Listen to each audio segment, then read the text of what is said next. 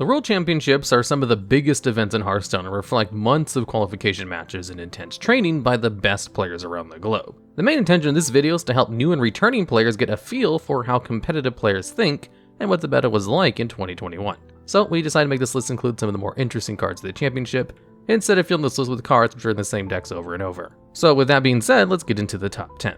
And at number 10, we have Mutanus the Devourer, which was played in 6 different decks.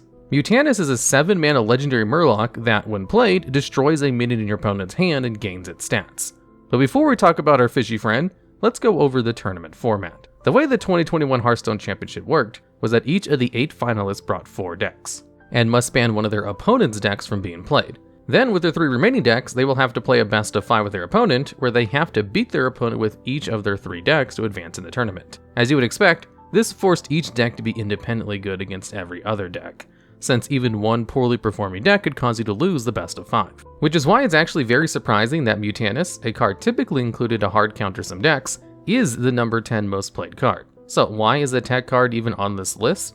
Well, as you'll soon find out, 7 of the 8 finalists brought a combo Demon Hunter deck, variations of Garrote Rogue, or had some sort of game finisher that relied on specific monsters to be in your hand. All of which were very prone to Mutanus' hand disruption effect. And although Mutanus' effect is random, meaning you can't choose which minion in your opponent's hand to eat, the finalists are all pros and know exactly when the best turn is to eat their opponent's win condition.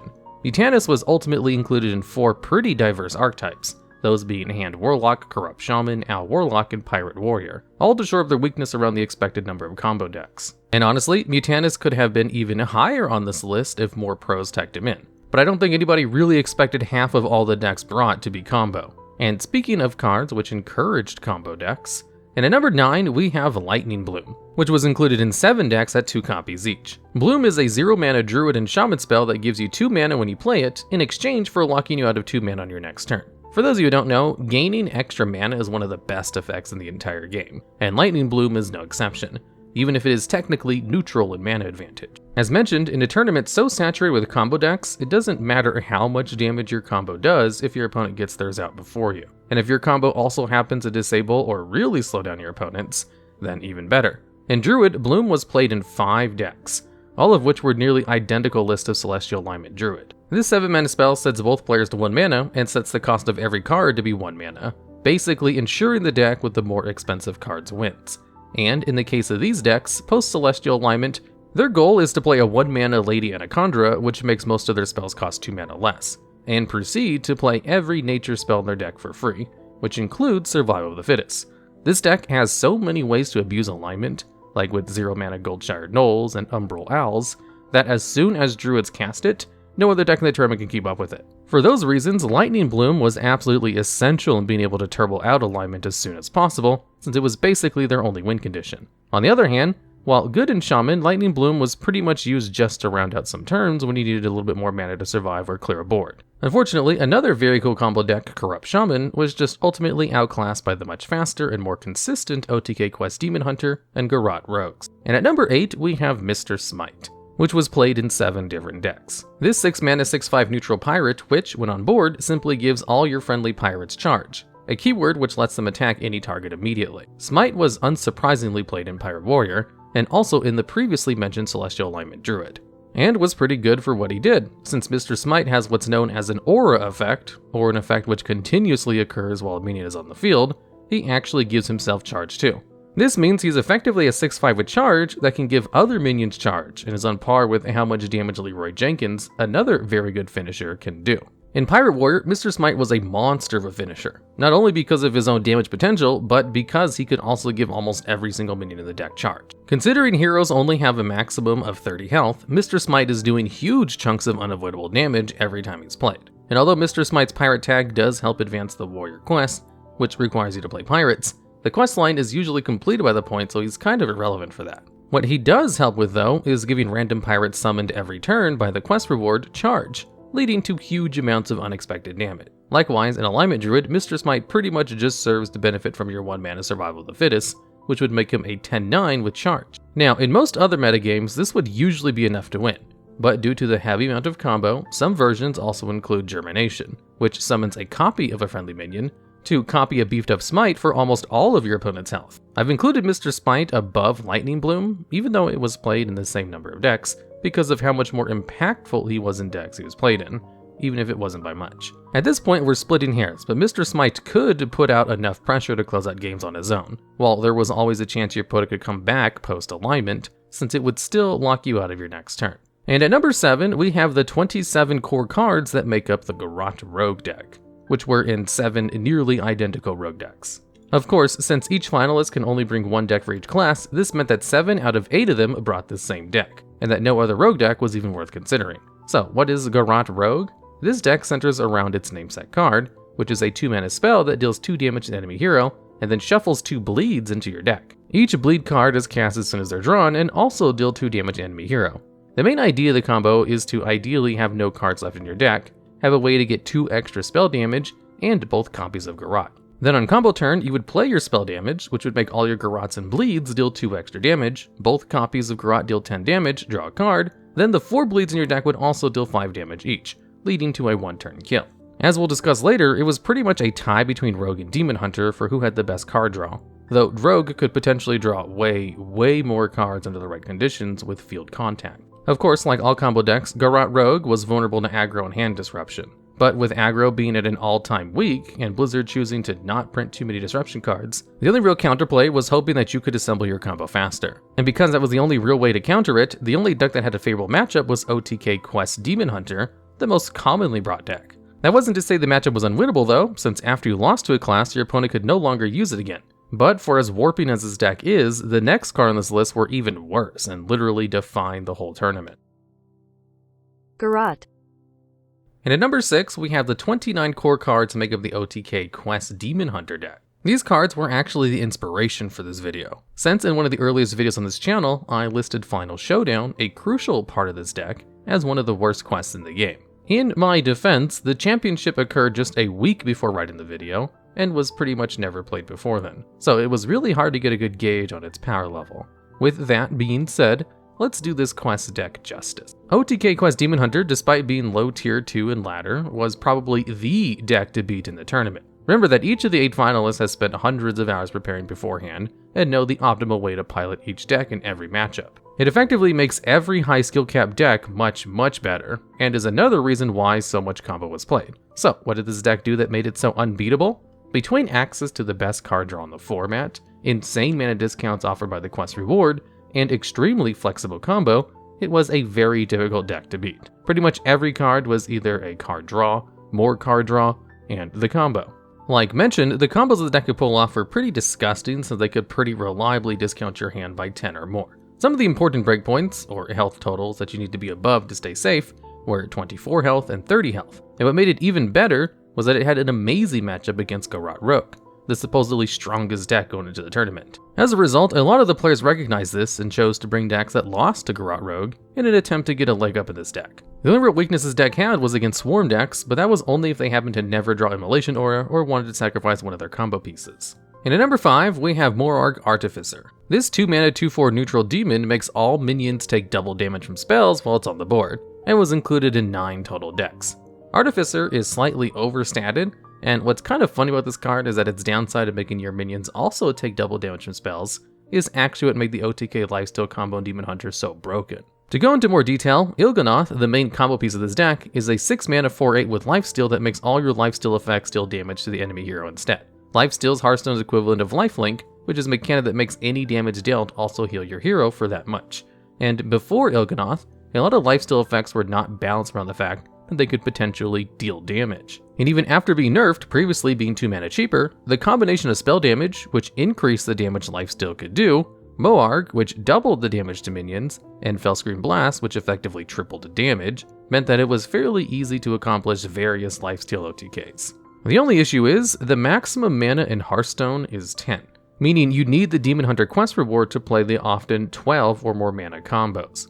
Artificer wasn't just used in combo decks though, and was still very good when paired with other minion damaging removal spells.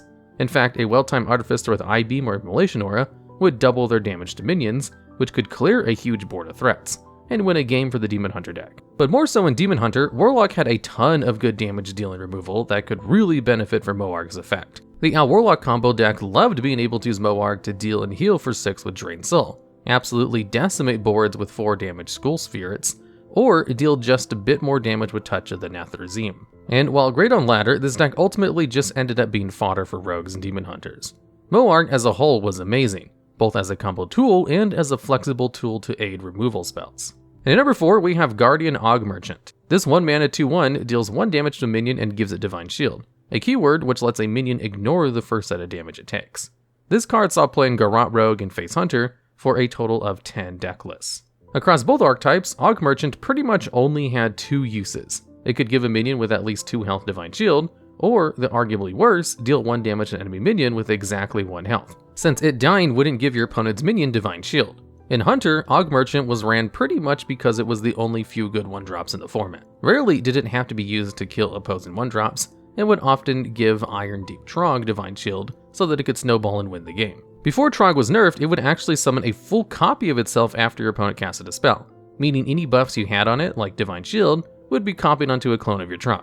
This is a large part of why Face Hunter was played at all, since it really punished your opponent from playing any spell that wasn't trying to kill the Trog infestation. In Rogue, Og Merchant was played for its 1 mana Battlecry. And when I mean Battlecry, I mean it was literally played because it had the Battlecry keyword. You see, the fastest way for rogues to get an empty deck was to play Field Contact, a 3 mana 3/2 which drew a card every time you played a combo or Battlecry minion. That meant an Og Merchant with a Field Contact on board was effectively a 1 mana draw card, which could also crucially give your Field Contact Divine Shield. And since you could only run 2 Field Contacts, it was really important for Garrote rogues to protect the ones they had, with Og Merchant or return to their hand before their turn ended. And just like in Standard, Guardian Og Merchant finds itself as one of the most played cards at the highest level of the game. And at number 3, we have Cult Neophyte, which was in 10 decks total. This neutral 2 mana 3/2 minion, when played, makes all of your opponent's spells cost 1 more mana during their next turn only. At first, you may be wondering why this card was played so much, if at all, especially since it had no notable synergy and had such a tiny 1-turn effect. This effect was not small at all, and could single-handedly shut down a ton of combo decks. Why, you may ask? Like you've probably caught on by now, high skill cards which rely on good timing and reading of your opponent's hand are ordinarily pretty mediocre, but in a tournament with the best players in the world, they know exactly how and when to use it, even if it's only 1 mana for 1 turn. Against Demon Hunter, a 2-turn Neophyte could shut down a potential Immolation Aura and let them get in extra damage. Against a Rogue, a well-timed Neophyte could lock them out of their combo turn, allowing you to pull off your own combo to win the game. Or if you know your opponent is desperate to buff their minions with a spell, you could make them pay just a little bit more mana and throw off their whole turn. Whether it's obvious or not, these sorts of micro-level decisions with no immediate tell are what separate the amazing players from the world-class one. On top of being yet another tool which offered counterplay to your opponent's combos, it was also just a good proactive 2-drop. Decks which wanted early game presence and protection from removal, like Garrote Rogue and Hand Warlock, included Neophyte as a staple tech card. And since pretty much every deck relied on some spells for their ultimate combo or win condition, the only real time it was a dead card was against the relatively poor performing Pirate Warrior. There is a precedent for 1-turn floodgates like Neophyte being good in the past. Loatheb is considered one of the best cards of all time, and still sees play as a relatively expensive card to this day in the increasingly strong Wild format. So it's really no surprise Neophyte made her way to the top 3 on this list. And at number 2, we have Rustrot Viper. This 3 mana 3/4 neutral beast destroys your opponent's weapon when it's played and has tradable, a keyword which gives the player the option to shuffle it back into the deck and draw a new card for 1 mana. This was another card that I had slightly underrated since it's still a fairly new card and hasn't seen enough play to make a fair judgment about. This tournament is proof though that Viper is just as amazing as I always thought it was, being played in 12 total decks even when in an environment with fairly low number of weapons. Other than having premium stats for its cost, it was also an amazing battlecry which has long been played in tournaments, and best of all, tradable. Tradable is probably one of the best keywords a card can have, since if it's a useless card in a specific matchup, you can always mulligan it for 1 mana, and at that price it's comparable to Wind Chill, Tracking, Kobold Librarian, and Power Word Shield, all of which are amazing cards. In practice, Viper served as the 30th card in many decks, as Hearthstone's term used to describe a flexible or preference-based card slot that isn't core to a deck. And in the case of the 2021 championships, it seems like a lot of players like the extra weapon tech and tradable keyword to cycle through the decks. Really, it's hard to overstate just how good a 1 mana draw a card effect is in Hearthstone, since it helps you go through your deck and find cards that you actually want in your hand. In fact, in some cases, it was even the right play to trade Viper away right away instead of using its removal on your opponent's weapon, though this rarely ever happened. And although Viper had less total copies of it played than a lot of the others on this list, it deserves its number 2 spot for being the card in the second most number of decks, and in the most number of different classes. And at number 1, we have Guild Trader, which had 21 copies of it played in 14 total decks. This neutral 4 mana 3/4 makes all of your spells deal +2 damage, and is also tradable like Rustrot Viper. Guild Trader, unsurprisingly, saw exclusive play in the best 2 decks in the tournament, OTK Quest Demon Hunter and Garrote Rogues. And despite being tradable, Guild Trader never really used this keyword most of the time, because you actually wanted to keep her in your hand.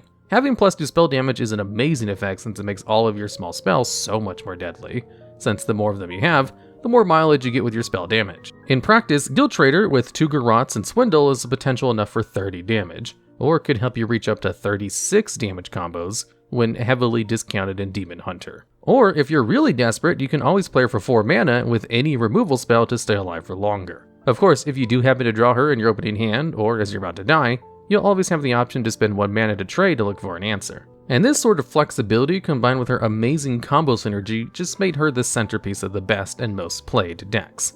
An honorable mention goes out to the other spell damage cards which help make each of these 2 combos even more consistent and degenerate. Guild Trader was just the glue that held both of these 2 decks together. The combination of 2 good effects which synergize with high skill cap combo decks finalists often bring, made her the perfect card for this tournament. So, as the card with the most copies and inclusions into decks, Guild Trader takes her top spot, above her tradable partner as the most played card in Hearthstone of the 2021 championships. Alright, and that's the list. I'm sure that we'll miss a ton of nuances and specifics about the tournament, so feel free to comment and discuss them in the comments below. Let us know what we missed, and if you want to see more content like this in the future.